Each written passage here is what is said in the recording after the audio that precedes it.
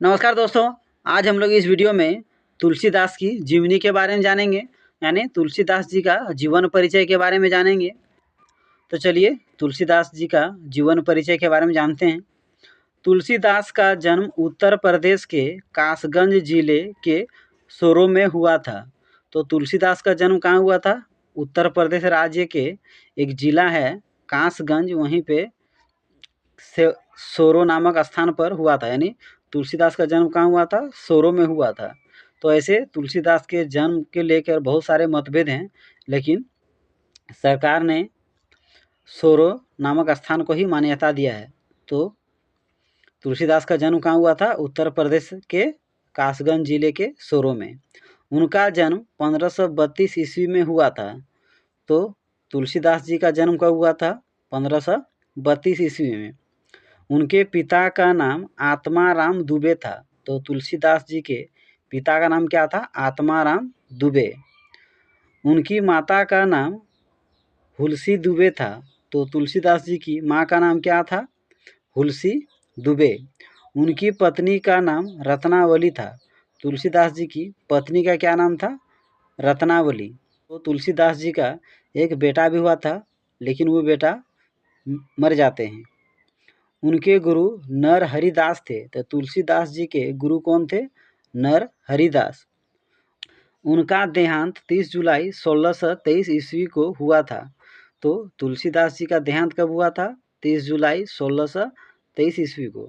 अगर क्वेश्चन आए तुलसीदास का निधन कब हुआ था, तो 30 जुलाई 1623 ईस्वी को। वे प्रसिद्ध राम भक्त कवि थे।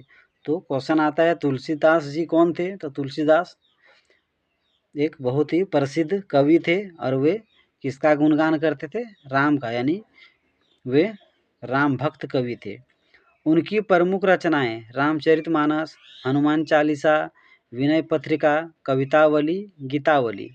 तो बहुत बार क्वेश्चन पूछा जाता है कि तुलसीदास जी के कुछ प्रमुख रचनाओं के नाम लिखें, तो रामचरितमानस, हनुमान चालीसा, विनय पत्रिका, कवितावली, गीतावली। तो क्वेश्चन आता है कि रामचरितमानस की रचना किसके द्वारा किया गया है? तो तुलसीदास जी के द्वारा।